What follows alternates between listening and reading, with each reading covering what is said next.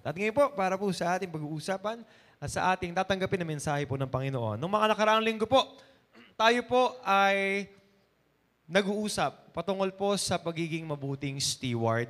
Pwede po bang pakisigaw ng lahat? Steward. A steward is a person who is not really an owner. Hindi talaga tayo may-ari. Napag-usapan po natin and we have established that we are stewards. Napakabuti po ng Diyos para pahiramin po tayo ng mga bagay na na-enjoy po natin. Amen po ba? No, na-enjoy po natin lahat po ng mayroon tayo trabaho. Tama po ba? Ating mga kayamanan, mga salapi. Ating mga nasusot sa araw-araw, ating kinakain. Lahat po ng probisyon sa buhay po natin ay na-establish po natin. Ito po ipahiram po ng Diyos. At napakasarap po ng katotohanan na pinahiram po tayo ng Diyos. At kasama po sa mga pahiram po ng Diyos na ito ay ang mga mahal po natin sa buhay. Kaya kung kasama mo ang iyong mahal sa buhay, kung katabi mo po ang mahal mo sa buhay, sabihin mo naman sa kanya, ikaw ay pahiram ng Diyos sa akin. No? Napakasarap po ng katotohanan. Pinahiram po tayo ng Diyos ng bawat isa. At last 2 weeks, we have been talking about how to be stewards of influence. Paano po tayo maging mabuting katiwala ng mga tao na pinahiram po ng Diyos sa ating mga buhay. And the first part of stewardship of influence, although kahit hindi po nakikita sa screen, I believe that you still remember, stewards of influences, natutunan po natin doon ay yung disenyo ng Diyos. God's design. Can everyone shout the word design? Ibig sabihin, pag ang gitarang ito ay ginawa kong martilyo, sayang. Tama po ba? Dahil hindi po yun ang kanyang disenyo.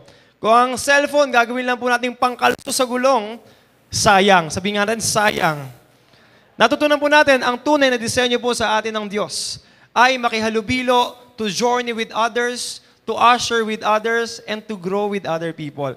We have learned the real design of God in regards with our relationship with the people in our influence. Ikalawang bagay po, just last week, pinag-usapan po natin sino-sino ang mga tao sa influence ko. We've talked about the family, right? Sabi po natin last week, whether they journey with us or not, they are family and we are called to value them. Can you hear aloud amen if you agree?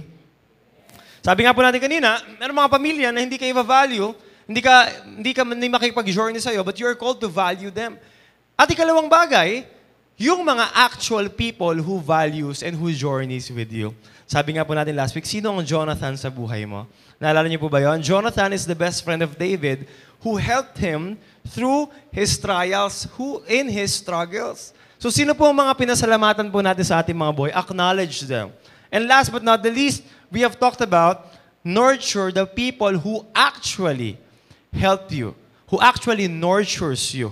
Kailangan daw po nating i-appreciate, alright? Appreciate the people who nurtured you, not just in your talent, not just in your skill, but the most important aspect of your life. Ano po ang pinakamahalagang aspeto ng buhay? Our spiritual lives. And that is why I know na lahat po na nandito ay meron pong pagkilala na ito po ang pinakamahalagang aspeto ng ating buhay. That's why we are here. We acknowledge that that is the greatest aspect. And today, we're going to continue talking about stewardship of influence. Kaya po tayo part 3 na. Nung una, disenyo ng Diyos. Pangalawa, tinukoy sino-sino. Ngayon po, ang pag-uusapan po natin, what are we called to do? Anong pagkakatawag po sa atin ng Diyos pagdating po sa pagiging mabuting steward ng mga influence, ng mga tao po sa ating influence?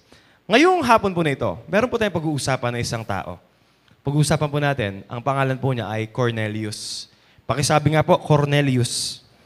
Si Cornelius po, makikita po natin siya sa Acts chapter 10. Alam po ba ninyo na si Cornelius, yung pagkakabaptize po kay Cornelius at sa kanyang pamilya, ay napakalaking kahalagahan po. Napakalaking parte sa history ng early Christian church. Alam niyo po ba yon? Siguro papatanong kayo na, bakit? Who is this guy? Who is Cornelius? Parang ngayon ko lang narinig itong pangalang ito. Unang bagay po na gawin po natin, tukuyin natin, sino ba itong Cornelius na ito? Balik po tayo sa chapter 10, verse 1. Who is Cornelius? Una, he is a Roman centurion in what was known as the Italian regiment. Si Cornelius po, siya po ay Roman centurion. And last time I checked, ang nagpako po kay Kristo sa krus ay mga Romano. Tama po ba? He's a Roman guy. Not just a Roman guy. Siya po yung centurion. No? Alam niyo po yung centurion? Hindi po yung nilalagay sa pantalon. Ano? Centurion, ito po yung malaking, mataas na katungkulan ng mga Roman. Roman centurion from the Italian regiment. Meaning, this guy ay isang Roman guy na mataas pong katungkulan. Roman centurion. Ikalawang bagay. Second thing that we can learn, who is this guy? Ikalawa po, sabi po, he and his family were devout and God-fearing. Imagine this. A person who is a Roman is actually God-fearing and is devoted to praising God. Imagine that. Ito po si Cornelius. Roman centurion and God-fearing. And then third, ano pong malalaman pa po natin sa kanya? He gave generously to those in need and prayed to God regularly. What can we see here? Meron pong patunay yung kanya pagiging God-fearing.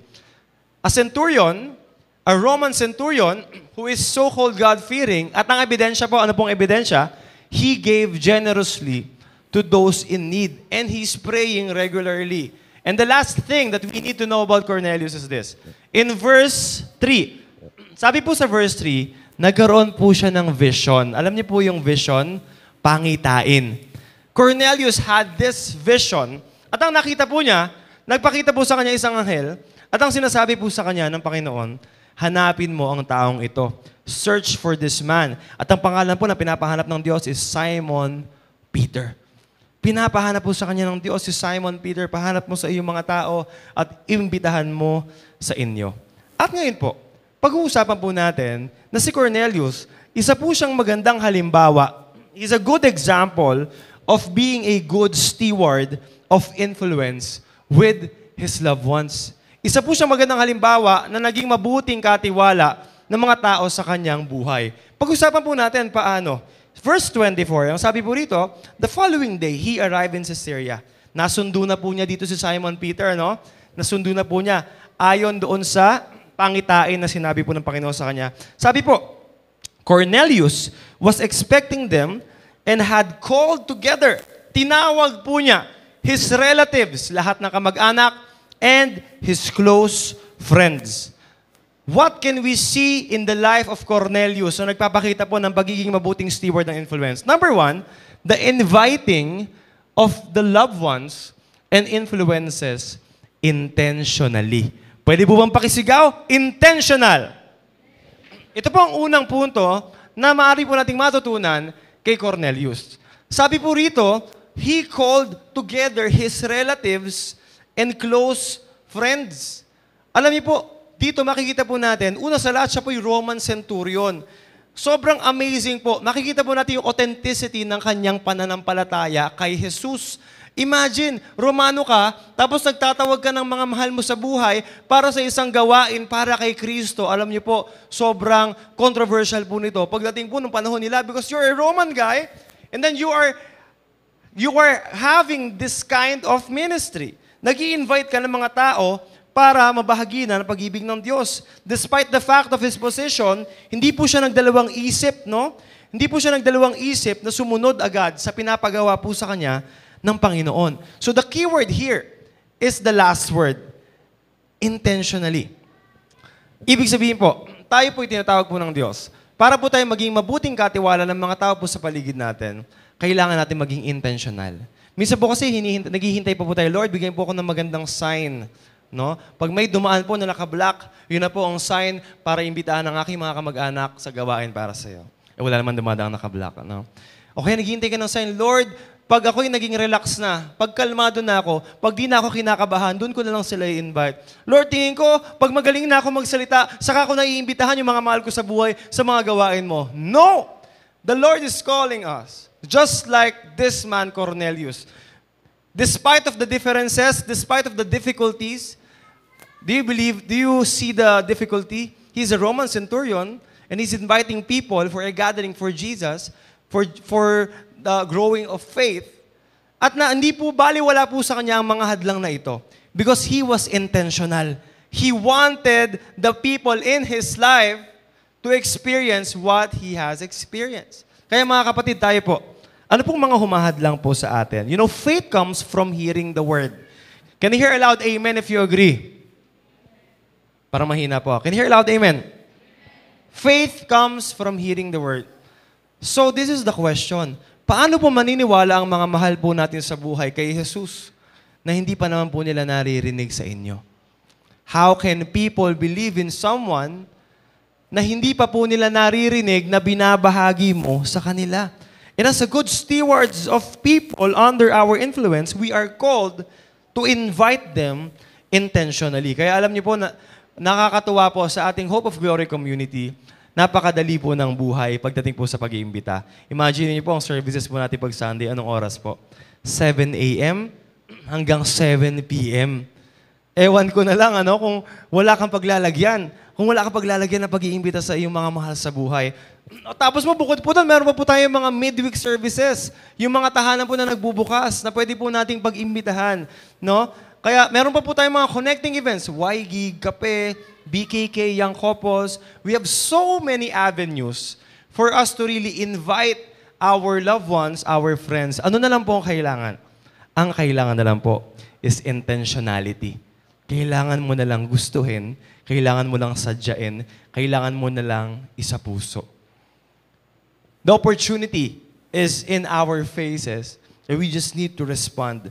Alam niyo po, nakakatawa po kay Cornelius, ang inimbita po niya, relatives and close friends. Alala ko po, meron pong kwento sa Mark 5. You know, in the gospel books, pinapakita po rito yung magagandang ginawa po ng Panginoong Isus. Papagaling po siya na may sakit. Bumubuhay po ng patay.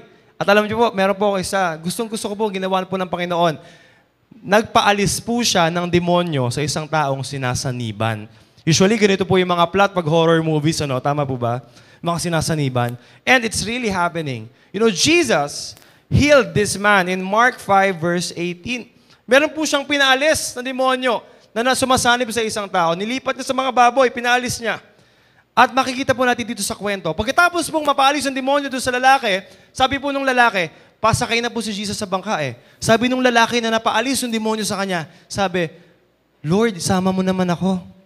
Sabi as Jesus was getting into the boat, the man who had been demon-possessed begged to go with him.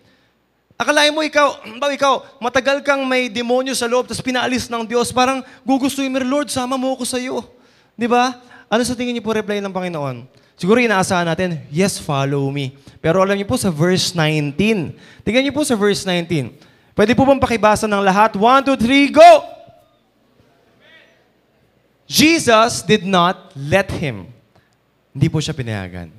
Jesus did not let him. Bakit po? May iba pong pinagawa ang Diyos sa kanya. Sabi po rito, go home. Umuwi ka. Bakit po siya pinauwi? Sabi po, go home to your own people. Pakisabi nga po, own people. Ibig sabihin po ng own people, pamilya mo, close friends mo. Gaya po ng mga inimbitahan po ni Cornelius. Go home to your own people and tell them how much the Lord has done for you. And how much He has had mercy on you. Sabi, umuwi ka para sabihin mo sa mga tao mo, sa pamilya mo, sa mga kaibigan mo, anong ginawa ko sa iyo. Alam niyo po ba, tayo po, ng mga nakaranas po sa ating Panginoong Jesus, gaya rin po tayo ng tao na pinaalis ang demonyo sa kanyang sarili. We were like just that man. Pareho po tayo ng karanasan. Kumilos po ang Panginoon sa atin, pinalaya po tayo. Ngayon, the Lord is asking you, go home and go to your people, to your own people, at sabihin mo sa kanila ano yung naranasan mo. So the question would be like this. Have you experienced the miracle of God, the miracle of Jesus? Can you hear loud, amen? Therefore, tayo po'y tinatawag para po maibahagi sa kanila anong ginawa sa iyo ng Diyos. Ngayon pag-usapan po natin, ano kung mga maaaring naging hadlang? No, siguro merong mga hadlang, bakit tayo nahihirapang imbitahan ng mga tao intentionally? Una po, sabi po rito sa Acts 10, verses 11 to 15. Si Cornelius po kasi, di ba sabi po natin kanina, siya po yung nagkaroon ng vision, karoon po siya ng pangitain. Ang pangitain po niya, sunduin si Simon Peter. Are you with me? Can you hear loud? Yes? So sunduin si Peter. On the other side of the story, alam niyo po ba, si Peter, on the other hand, siya po yung nagkaroon din po ng vision. Nagkaroon po siya ng pangitain. Ito po yung pangitain po niya. Sabi po, he saw heaven opened and something like a large sheet being let down to the earth by its four corners. Verse 12, ano po naman ang pangitain niya? It contained all kinds of four-footed animals, iba-ibang hayop, kasama yung mga reptiles and birds. Alam niyo po ba, pinagbabawal po sa mga Hudyo ang kumain ng mga unclean na animal.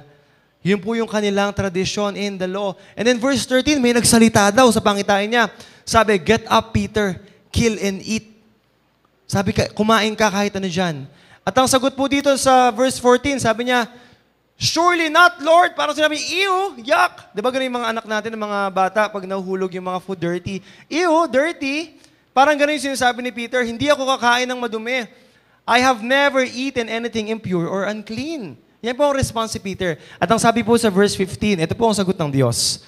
The voice spoke to him a second time. Ang sabi po, do not call anything impure that God has made clean.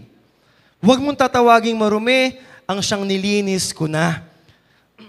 Alam niyo po, 3 beses na nakita po ito ni Peter sa kanyang vision. So napapatanong siya, Lord, anong ibig sabihin kaya nito? Hanggang sa inimbitahan po siya ng isang Roman centurion. And then he realized na ito ang kanyang tinutukoy. Alam niyo po ba, ang mga Hudyo, ang mga Israelita, ang tingin po kasi nila, sa kanila lang po ang kaligtasan. Ganun po, meron po silang superior mindset. They think that the Messiah is only for them. Pero alam niyo po, linaw-linaw po sa Genesis 12.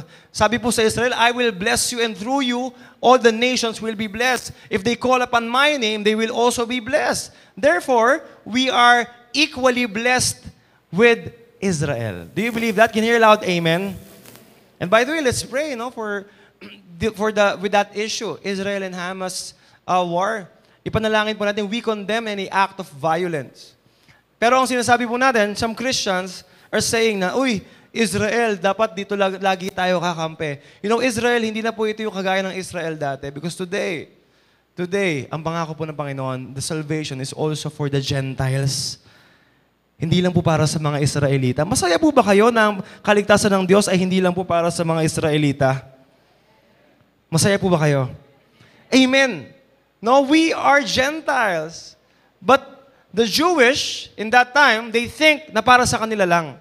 Na para sa kanila. Alam niyo po, in Luke, nakakatuwa po ito, in Luke, sa presentation po ng kapanganakan ni Jesus, Luke 2, verses 10 to 11, basahin po natin. Nung pinanganak po si Jesus, wala pong mention ng Magi, ng 3 wise men, wala pong mention ng king. Ang sabi po, version po ni Luke dito, but the angel said to them, don't be afraid, I bring you good news that will cause great joy for all the people. Verse 11. Today in the town of David, a Savior has been born to you. Pakisabi nga po, Savior. In the book of Matthew, the word king was emphasized. Kasi pinapakita po ni Matthew doon, ito yung haring ipinangako sa ating mga Hudyo. Which is totoo. Siya yung pinangako. In this version of Luke, ang sinabi po, Savior. Pakisabi nga po, Savior. Tagapagligtas po ng buong mundo. He is the Messiah, the Lord. And we can see here a conversation. Makikita po natin dito, angel, kinakausap po yung mga marginalized shepherds. Yung mga tao po na mababa po sa society. Mga pasto lamang. And we can see here that Luke is establishing that Jesus is not just a Savior of the Jews. He's the Savior of the whole world. Kaya pwede ba nating palakpakan ng Panginoon dahil ganito po ang klase ng kaligtasan na Kanyang pinadala sa ating lahat. Walang itsipwera sa regalo ng Diyos na kaligtasan. Bakit natin pinag-uusapan to?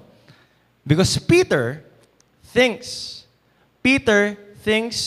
that they are superior with the Gentiles.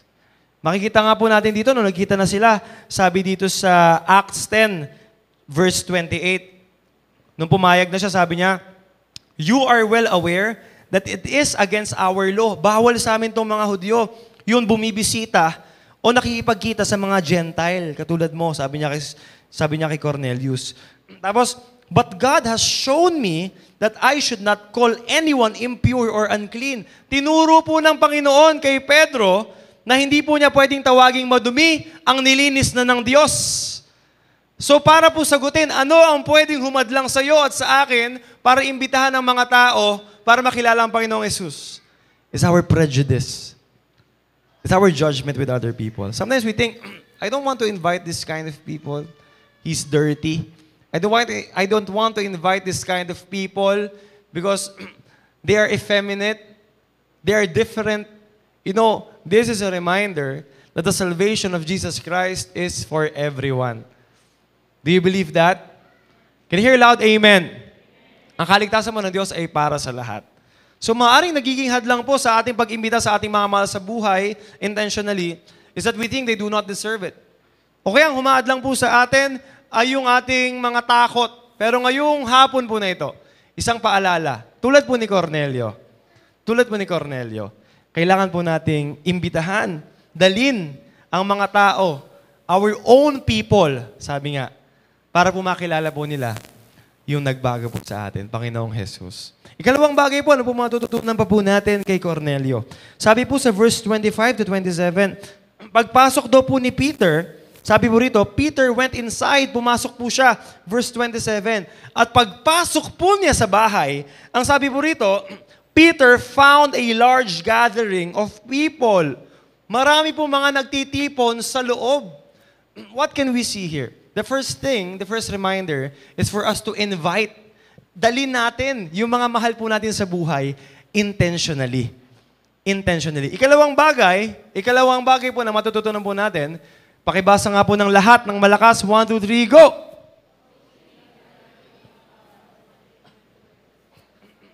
Hosting a gathering of loved ones and influences for the gospel. Alam niyo po, binuksan po ni Cornelio ang kanyang bahay para po sa gawain, para po makapakinig ng magandang mensahe ni Kristo. Ngayon po, alam niyo po, nakakatuwa ang ginagawa po ng Lord sa ating mga midweek. Pwede po natin palakpakan ng Lord sa ginagawa po niya sa ating mga midweek services, you know? Yesterday, nag-celebrate na po ang ibang mga midweek areas. Kapo po, nandito po kami, no, Marilao, Bukawi area. Grabe po, ang dami pong tao. Ito po yung resulta ng pagbubukas po ng ating mga kapatiran ng kanilang mga tahanan para po sa gawain ng Panginoon. Nakaka-bless po na makita po iba-iba pong lugar because they have decided to open their house. What can we see here? You know, when you open your house for a ministry, pag binuksan po natin ang ating mga tahanan, what can we see here? It's being hospitable. Pwede po bang pakisigaw? Hospitable. When you say hospitable, in definition, it means friendly and welcoming. Pero, hindi pa po doon natatapos. Being hospitable, it means friendly and welcoming to strangers or guests. Siyempre, pag mahal mo sa buhay, madali magpapasok sa tahanan, tama ba? Pag pamilya mo, pwede mo pasukin sa bahay. Pag nanay, tatay mo, alam mo naman, kilala ka naman nila. Pero, pag hindi mo kilala, it's kinda awkward. Tama po ba? It's kinda uncomfortable. Being hospitable will sometimes invade our privacy. Invasion of privacy means inconvenience. Are you with me? Inconvenience. So meaning Cornelius opened his house, welcomed inconvenience for the sake of the gospel. For the sake of the gospel. Ininda niya yung pagiging awkward, yung pagiging inconvenient. Maraming tao sa loob ng bahay mo. It's like they are there in your private place, but he did it because he knew that it's for the gospel. Kaya alam niyo po, ang hamon po sa atin, pwede po natin ipagamit ang ating mga tahanan. Paggamit po natin ang ating mga tahanan para sa Bible study po natin sa midweek service. Alam niyo po, siguro iniisip ng iba, naku, kailangan yata maraming tao agad. Naku, kailangan yata malaki yung bakuran. Naku, kailangan yata kumpleto sa gamit. Alam niyo po ba sa amin po, sa Deca Homes, kung di po natatanong, ako po yung nakatira po sa Deca Homes, maliliit rin po mga bahay, maliliit po mga garahe. Sinubukan ko po na pagkasyahin po sa isang bahay, kaya nga po mainit. Kaya po nangusap po ang Panginoon, sabi ng Lord, pwede iba-ibang bahay, iba-ibang araw.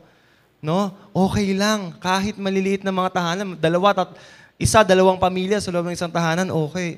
Kaya alam niyo po, nakakatawa, meron pong video dito. Nagpapakita po, isa ko pong Bible study sa Deca Homes. Yung mga nagpapaawit po, mag-aama. Ano po, kasama po namin mga tito-tita, lolo-lola. Ayun, sige, play nga natin. Yan, ito po.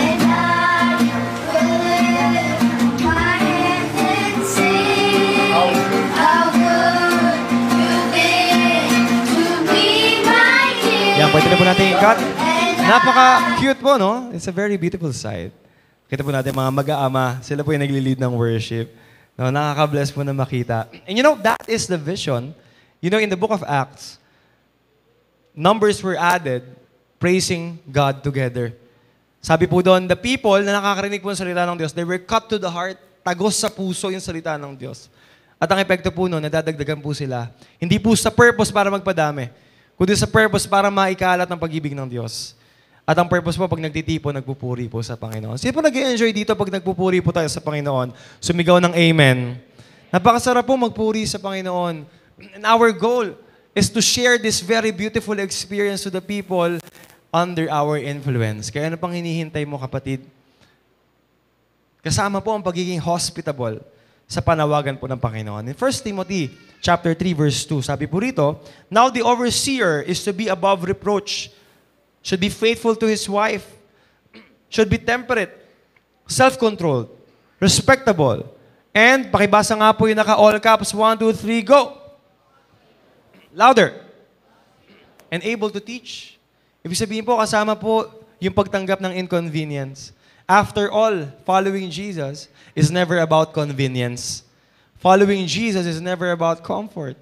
Kakaroon po talaga tayo ng mga ganitong klaseng pakiramdam, pero for the sake of the gospel, para po maikalat, para po maipalaganap ang pag-ibig ng Diyos, we will welcome inconvenience just like Cornelius welcomed inconvenience. Last but not the least, hindi lang po yung pag-iimbita po natin intentional, hindi lang po yung pag-host po natin para po sa gawain ng Panginoon, pagbubukas po ng ating mga buhay, hindi lang po tahanan, no, kundi pati buhay po natin.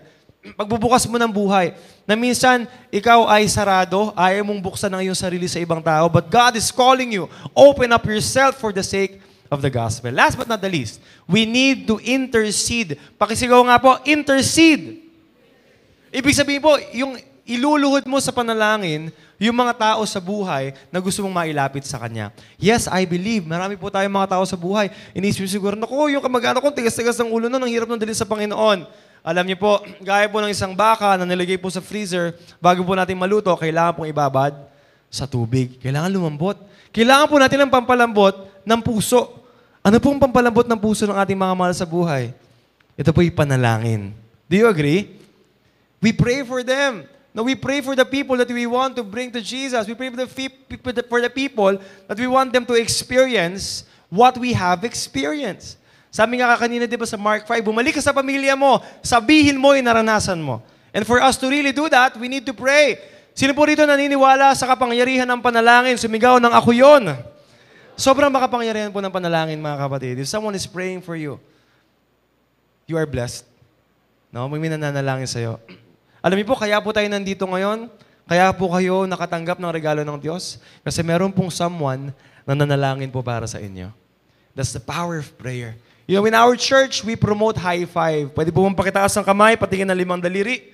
Taas po ang kamay, sige nga po. Ilan po? Ayan, 5. Sabi po rito, pwede na pong baba. 5 loved ones to lift up in prayer for their salvation.